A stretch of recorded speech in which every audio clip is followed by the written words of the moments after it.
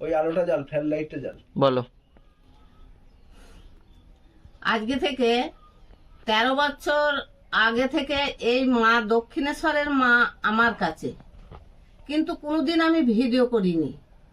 তারপরে ভক্তরা আসে, তাদের সমস্যার সমাধান হয়, যে যা পারে দিয়ে যায়, কিন্তু কারোর কাছে আমি কোনোদিন বলিনি যে এটা দিতে হবে। তারপরে ওই দুর্গাপুরের মা, ওনার সমস্যার সমাধান হয়েছে, উনি কৃষ্ণকালী মাকে দিয়ে গিয়েছে। কিন্তু ওই মনসা মাকেও দিয়ে গিয়েছে বর্ধমান থেকে এক ভক্ত ছেলে। কিন্তু আমি কারোর কাছে বলি না যে আমাকে এটা দিতে হবে সেটা দিতে হবে। আমার এই কুঁড়ে ঘরে, আমার এই ভালোবাসায় আমার মা খুব আনন্দই আছে। কারোর কাছে আমি এক পয়সা কোনোদিন চাইনি, চাইবও না। আমি যেটুকুনি আমার নিজের ক্ষমতায় পারবে সেইটুকুনি দিয়ে আমি করব। কিন্তু আজকে এই যে নিন্দা নিন্দি এইসবগুলো কেন হচ্ছে? এই নিন্দাগুলো করা ঠিক নয়। যে যেমন কর্ম করবে তার ফল ঈশ্বর দেবে, কিন্তু নিজেকে সঠিক থাকার চেষ্টা করো। কিন্তু হরিনাম করো, গীতা পাঠ করো, এইসব করো।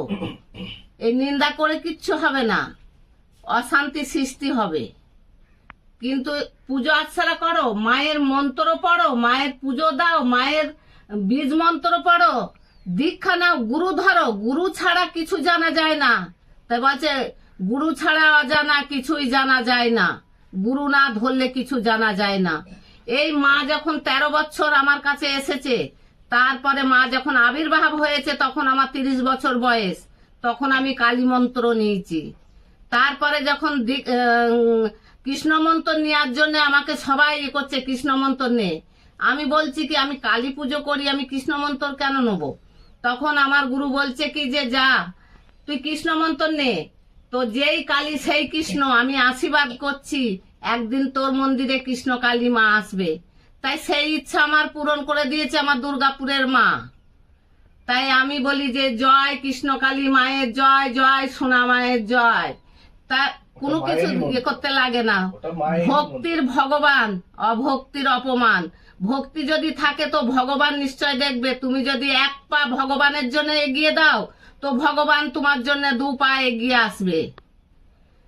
তাই বলছি যে তোমাদের কাছে মিনতি করছি, কেউ কাউকে নিয়ে ঝগড়া করো না, অশান্তি করো না, কেউ কাউরি নিন্দে করো না। সবাই সবাইয়ের মতন থাকো, তবে সত্যই থাকো, সতে থাকো। আর কেউ কাউরে নিন্দে করে এ নিয়ে অশান্তি করো না। কেন মন্দিরের মন্দির করে এই ভাব হচ্ছে? আরে ভালোবাসা যদি থাকবে মা তাল পাতার কুঁড়েতেই থাকবে। ভালোবাসা যদি থাকে তো মা চায় না যে দালান কোঠা আমার জন্য মন্দির করে দে, এটা মা চায় না। মা বলে ভালোবাসা যেখানে আমি সেখানে। ভালোবাসা যদি আমার গাছতলায় হয় তো আমি সেখানেই আছি। মা চায় না কোনো মন্দিরে মা থাকে, থাকে না, মানুষের হৃদয়ের মধ্যে থাকে। তাই জন্য বলছি যে গুরু ধরো, সত্যই চলো, সতে চলো।